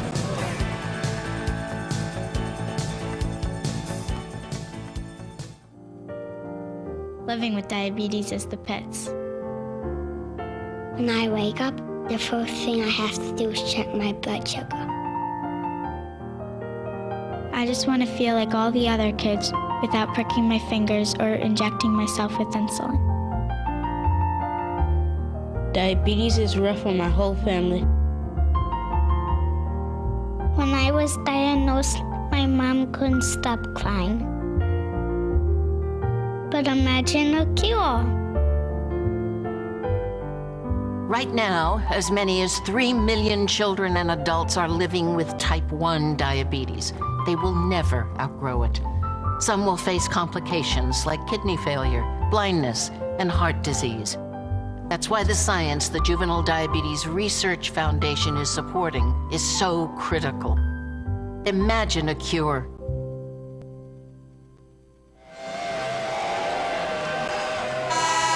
Hey everybody, we are under 10 minutes away from the Dons getting their first ever win, and you see the student section seeming very pleased with the effort by IPFW. I like the guy with the Mastodon symbol there, with the impression with his arm there. That was good. All right, back to live action. 57-38. Tommy Shegler and Keon Henderson here in the Coliseum on an historical night for this program. One that is long past due and one that has been great fun to be here for. Burrows going to go to the line now. IPFW already in the double bonus. They're going to be 3 shots the rest of the way. Clifford called for his 3rd foul. So you might have spoken too soon, Keon, about how quickly this game's gone by, because Dons are going to get 2 shots for the last 9:28 of this game on every foul call. But we'll take it at this point. Burrows. Free throws are going to be important down the stretch, and going to have to make them. Came up empty on those 2. Merrick.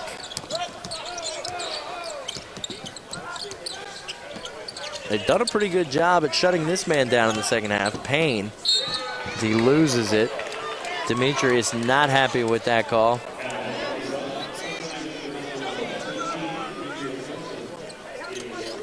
That's going to be the 4th foul on Demetrius Johnson.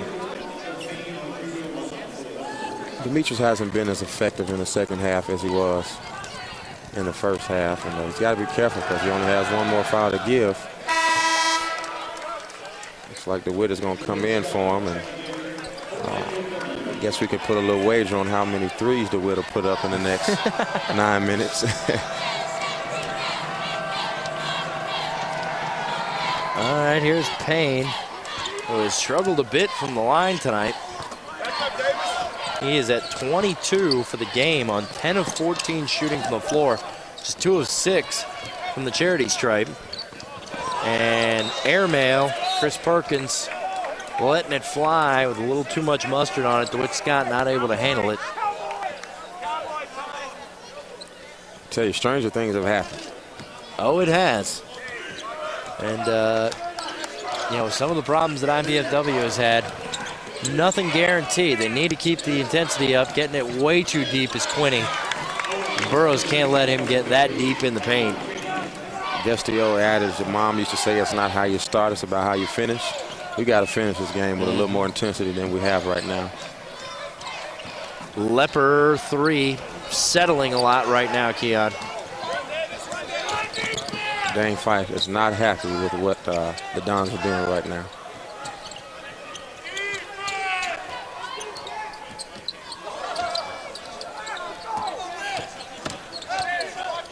There's Merrick out of Poju. Travel.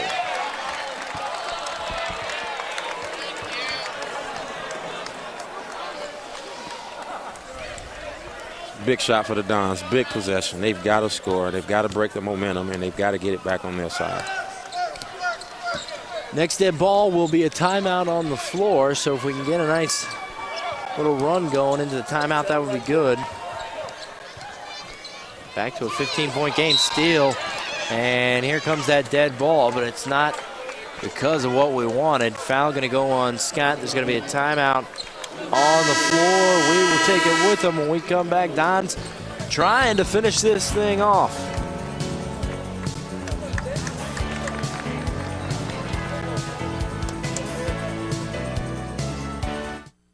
Pizza!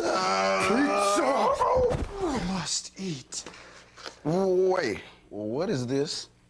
Capsicum annum, agaricus bisporus, allium cepa. Can we eat this? Peppers, mushrooms, and onions. Eat your pizza, man. Funny. Indiana University, Purdue University, Fort Wayne. One university, two great names. Tell me what's bothering you. As a hot dog, I know I'm responsible for some bad things. Now they say my cholesterol is a risk factor for stroke. And how does that make you feel? Like a big weenie. High cholesterol is an important risk factor for strokes. Eating right and exercising can help. But National Stroke Association wants you to know that even the healthiest people are at risk. So ask your doctor about medicines that can lower cholesterol, like statins. It's even more important if you've already had a stroke. Visit stroke.org today. Back inside the Coliseum, Dons, kind of hard to say, holding on to a 15-point lead, but over the last couple of minutes, Keon, that's kind of what it has felt like. And, the Dons seeming a little thin as they've gone to the bench tonight. One player not playing, Zelko Egerick. He, got in some discipline problems with Coach Fife and not playing in this game tonight. And I think Burroughs could kind of use a blow right now, and with someone besides Ademi down low. Yeah. Well, one thing I've learned is that there's more to life than basketball, but through basketball you can learn a lot about life.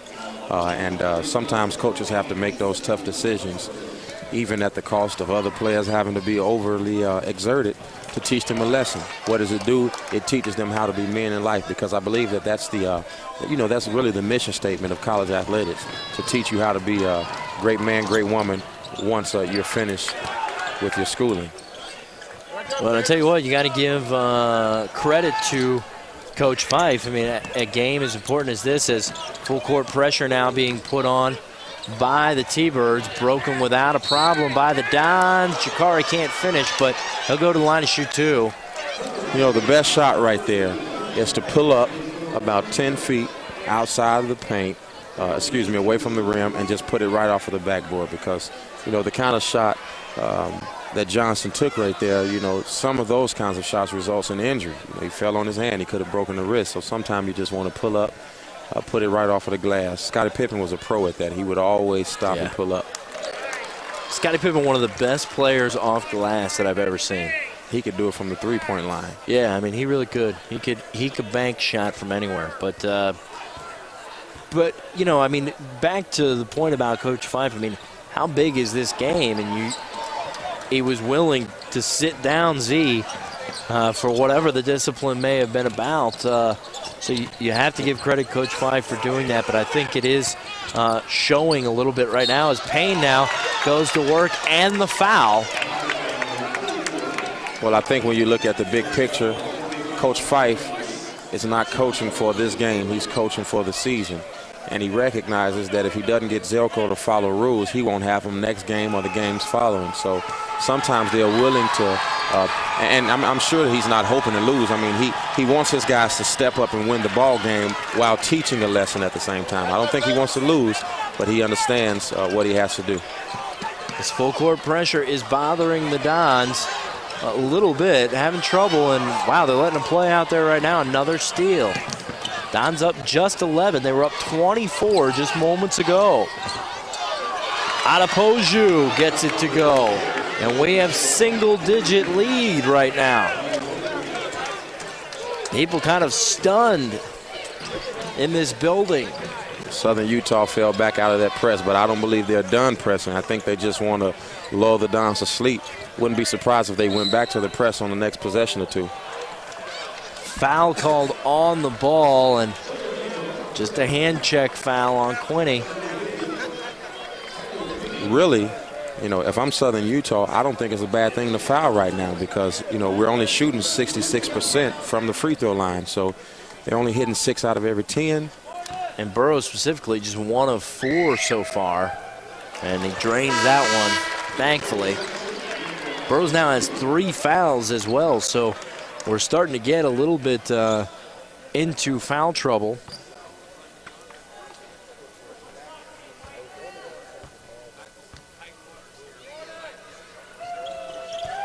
6:42 left to go. Lead back up to 11. Burrows stops the bleeding, at least momentarily.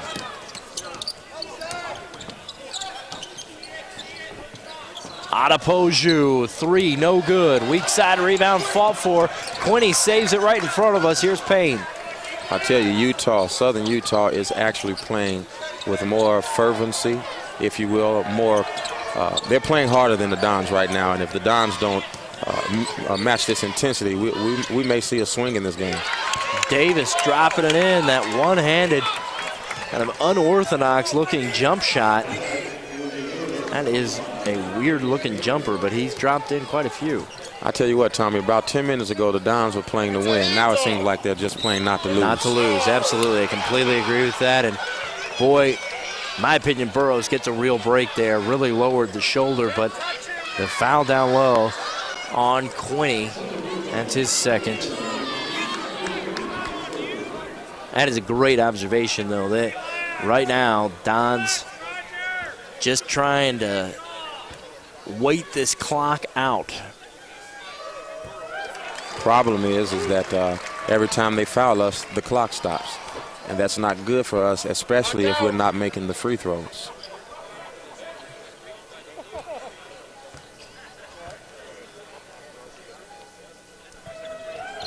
Burrows, 2 straight possessions with 4 big free throws. Back up to a 10-point lead.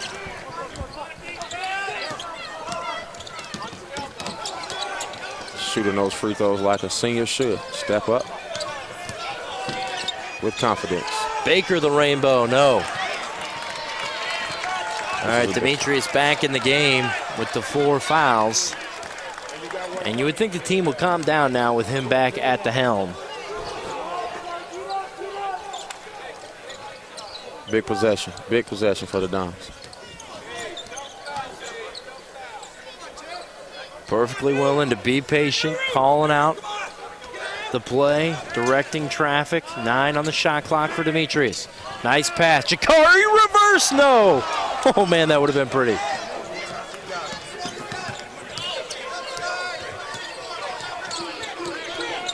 Under 5 minutes to go now.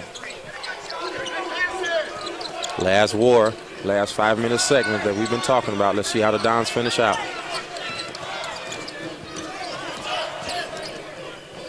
Merrick 3 on the way, line drive shot off back iron, no good. Long rebound comes out to Baker. And this is what Coach Fife has talked about. Got to learn how to win, got to learn how to finish. Talked about it from the top of the broadcast. Hearing the words winnable only goes so far. You got to start getting wins. Baker, rainbow 3 good. I tell you, Jerron Burrows is sucking wind out there. I don't know what options Coach Fife has, but maybe the media timeout will give him an opportunity to recuperate, but he is very tired right now. Crowd trying to urge IPFW on. We're at the 4-minute mark. It's a 7-point game. Lob pass into Burrows, can't handle it. Here come the T-Birds.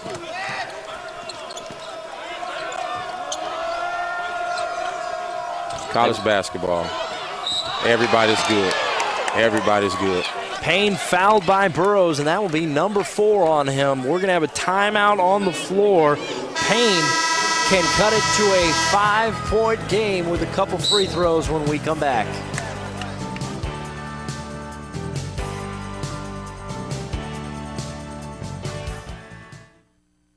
I guess I'm like most kids. I work hard, I go to class, and I want a degree that's going to mean something. I had offers from other universities, but I wanted the best out of my college choice. I wanted a great education and the campus life to go with it. Student housing, Division I sports. I found it all right here at IPFW. Hey, this is my university, my life, so it's gotta feel right. I'm really glad I chose IPFW. I love it here. Go to their website. Indiana University, Purdue University, Fort Wayne. One university, 2 great names. What can dinosaur tracks teach us about those long extinct creatures? On this month's edition of IPFW Up Close, we'll discuss Professor Jim Farlow's recent trip to Spain to track those tracks. Do teachers teach differently from one country to another? Professor Jeff Nowak was in Macedonia this summer teaching teachers to teach. We'll talk to him about that experience and about the new NISTEM program. And we'll talk with the campus coordinator of the United Way Fund Drive to find out more about where your contributions are going. Join me, Susan Alderman, for IPFW Up Close, Sundays at noon. Students feeling it right now, but perhaps most of the feeling in this building is one of holding your breath as IPFW just a 7-point lead. It was once 24 just under 10 minutes ago. So quite a run put on by Roger Reed's Southern Utah team. Can IPFW respond? Payne continues to struggle from the line. Well, the last time these two teams met, the Dons had 48 points in the first half. Southern Utah had 35. But in the second half, Southern Utah doubled 35, had it again. The Dons had 33, so they haven't performed as well in the second half against this team. DeWitt foul called up top on Jeff Payne. Demetrius will go to the line.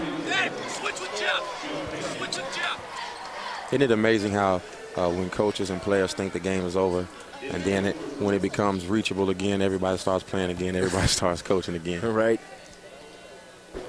Demetrius, no good off back iron.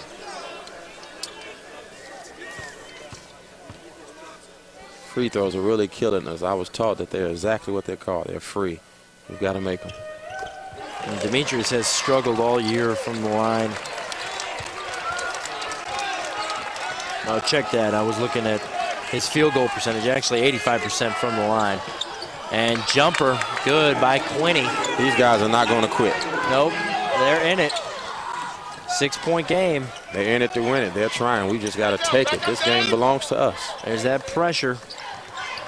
And the first half of this doubleheader out here at the Coliseum, the IPFW women's team had a huge lead and had it cut down to just 3 points. They responded and were able to win. Can the men do the same thing? Demetrius Johnson to the hole. Under 3 now. Burrows slapping the floor, saying, let's go. Big defensive possession coming off the curl. Baker gets it to go.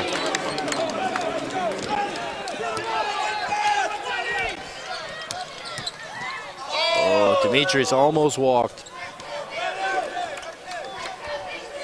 This pressure has bothered IPFW.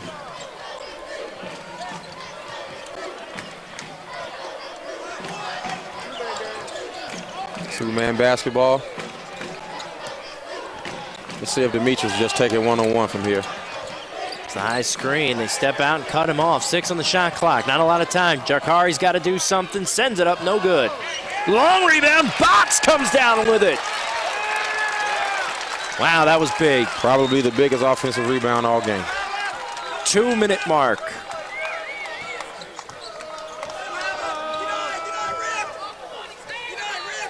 Here's DeWitt. They're going to use every second they can of this shot clock. Down to 15 now. Demetrius. Jakari. Big shot. Nail in the coffin. Timeout, Coach Reed.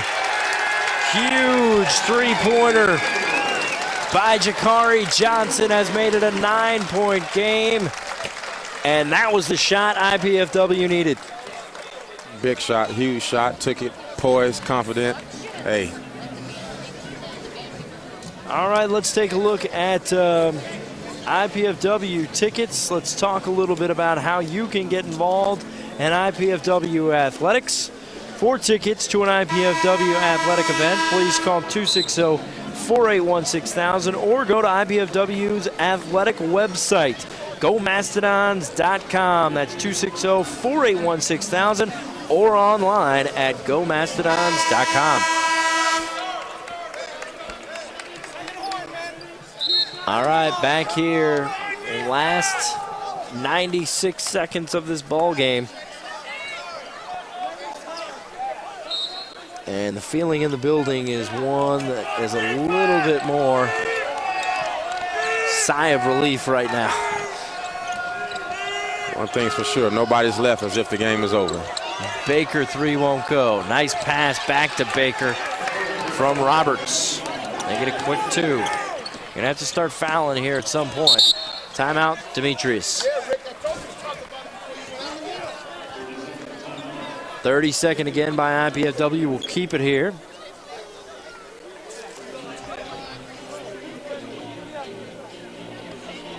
All right, the latest Mastodon scores and stats are available on the World Wide Web at gomastodon.com.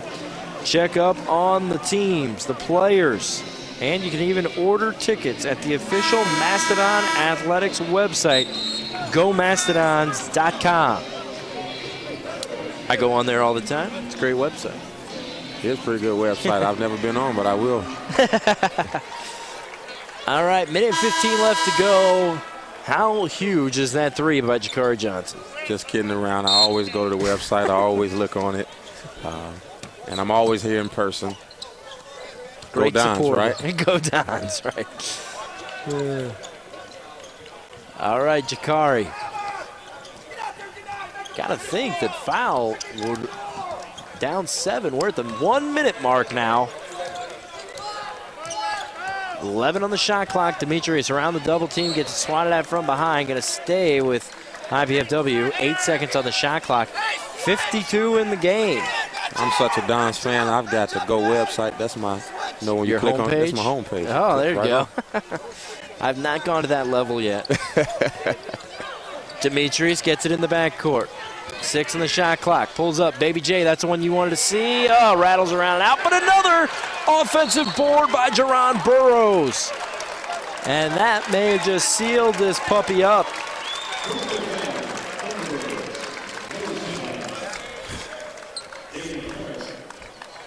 I see some people who were holding their breath. They're not breathing. It went from blue and red to back to normal now.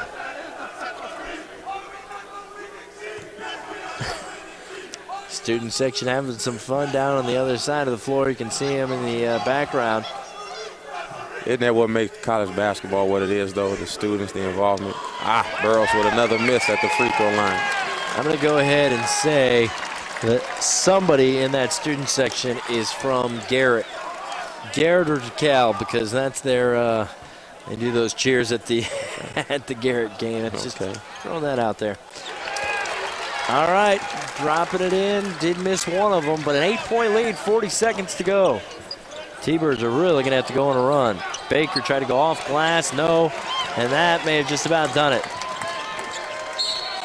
Foul called on Roberts, and we're at 31 seconds. Coach Reed wants a timeout here right next to us. 30-second timeout again.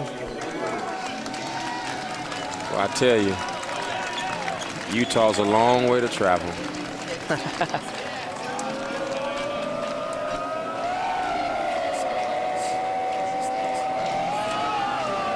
There's the student section. Brand new Mastodon this year. Here's the schedule coming up.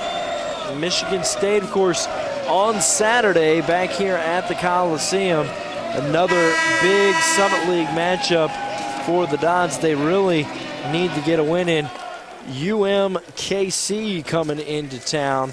But then next week, Michigan State, Marquette, Kent State, Murderers Row, if you will. I mean, these next two games, this one and then Saturday's game, very important for IPFW season. When I played, we had those times when we played Michigan, Michigan State, and Kent State back to back to back. I remember at one point we had the fifth toughest schedule for a stretch in the country. Funny you should say that, Keon, because the Sagarin ratings came out this week. Right now, IPFW's schedule 10th hardest in the country.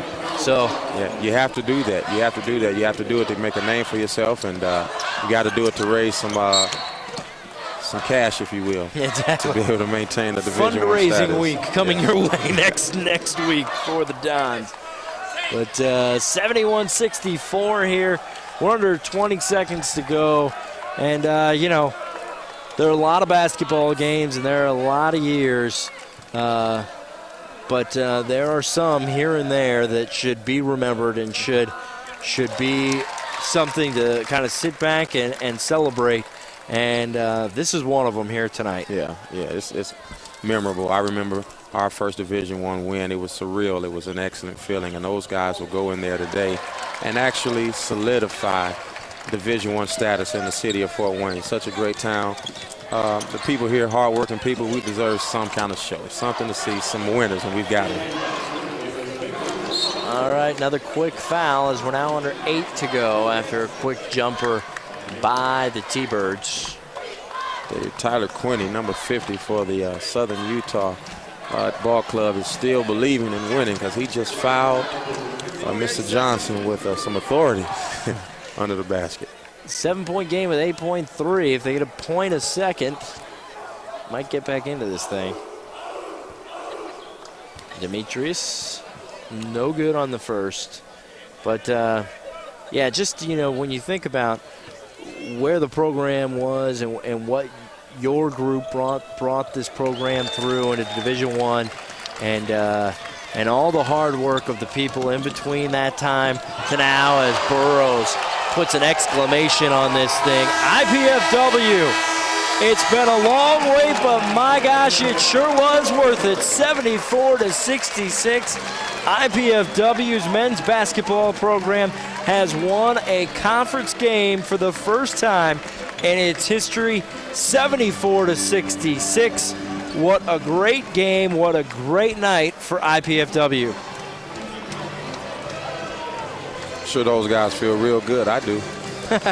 Oh, fantastic. Let's take a break. 74-66 is your final score.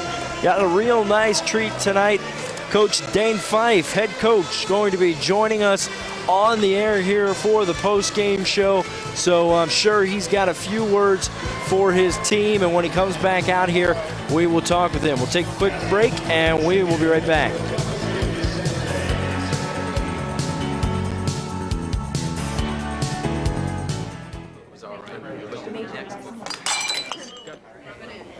You know, if she continues to spill product at a rate of 3 per hour, unit cost, say 60 cents. Factor in breakage, downtime, lost sales, you're looking at $2,400 a month.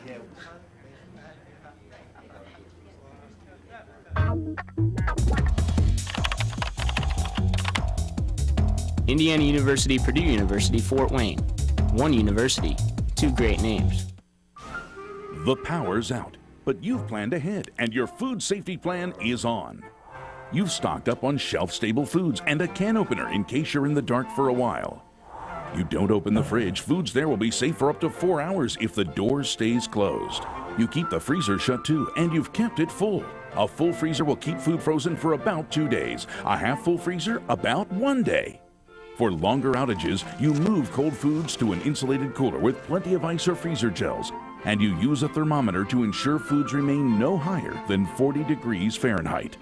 If the power returns quickly, you make sure freezer foods have ice crystals and check foods in the refrigerator with a food thermometer to make sure they're at 40 degrees or below. If not, or if there's any doubt, throw it out. To learn more, log on to AskKaren.gov or call the U.S. Department of Agriculture's Meat and Poultry Hotline at 1-888-MP-HOTLINE. A message from USDA's Food Safety and Inspection Service. Life is good, but with a master's degree from IPFW, it could be even better. You could land a promotion, earn more money, become a leader in your field. And IPFW makes it easy with affordable tuition, night and weekend classes, and more than 20 graduate programs from business to education to public affairs and more. Become the master of your future. Indiana University, Purdue University, Fort Wayne, your graduate university. Welcome back inside the Memorial Coliseum. Tommy Schegler joined with head coach Dane Fife. First ever conference win. My gosh, it's got to feel pretty good. Well, it does, Tommy. It's a long time due. We talked to our guys before the game. Look, we've got guys who've been here 3 and 4 years that really deserve this. So let's give these guys a good game tonight and get our first conference win. Hats off to Southern Utah. They come in under tough conditions. It's a 3-hour trip. A 3-hour jet lag. I thought they played a good game, but give our guys credit, Tommy. We had a pretty good floor game, 11 turnovers, 17 assists. That's what I'm pleased with. Not pleased with them shooting 53% from the field, but that's, obviously a gauge that we can go back and work on in practice. Obviously, you have not been around this whole time, and you mentioned the guys that have been on this team and how much they deserve it. But, doing the game with Keon and thinking through all the different people that blood and sweat has gone into this over the years. There aren't many wins that you can step back and really want to remember or really cherish when they happen. I mean, what is your feeling of how historical this is? Well, you mentioned Keon, and then I go back to the David Simons, the Coach Noel, who went through a tough time as an independent, and I caught the tail end of it. It's for guys like that, the Lawrence Jordans and the Pat Murphys and the Jim Morelands, those guys that have really stuck with the program throughout. And then, like I said, it's for our guys who came here on the premise that we're going to be in the conference. We don't get Ben Botts if we don't play if we're not in the conference. We don't get Nick Luttrell, Zach Plackmeyer if we're not in the conference. This is long time due for this school, and the women and Chris Paul and his squad got us off on the right track, and we just kind of picked up where they left off. And Arnie Ball's doing wonderful things. Kelly Hartley, Mike Frucci and his women's cross-country team. This school is just it's growing leaps and bounds, and this is just another step that we have to take as a department. And it's just a bunch of emotions going right now, but it feels good. Obviously, a lot of excitement, and as we mentioned a couple times during the broadcast, the women's team getting a win tonight. So hugs for everyone at the Coliseum. I'm going to give yours later, but UMKC coming in here on Saturday. We want to build on this thing, and we have a pretty rough stretch coming up after that. Getting back to 500, obviously, real key. Yep. Well, that's what we've talked about. Let's be 4-4 going into the hurricane of Michigan State, Marquette, Kent State. But the thing that concerns me as a coach is complacency. We got one. Let's go get another. And that's what good teams do, Tommy. And UMKC is a very good basketball team. They're very well coached. They've got a new coach, but they got a good coach. And if we're going to compete in this conference and get a chance at an automatic NIT bid to win, in order to win the conference title, we've got to win our home games. And this game's winnable, but we've got to come out ready to go. And I think, Tommy, we got to play a little bit better than we did tonight.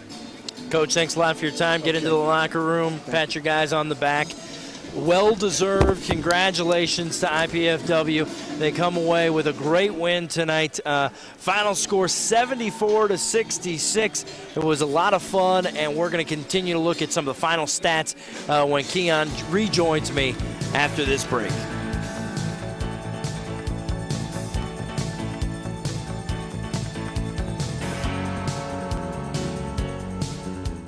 I've gone away to a college where the class size is small. I've gone away to a college with a beautiful campus.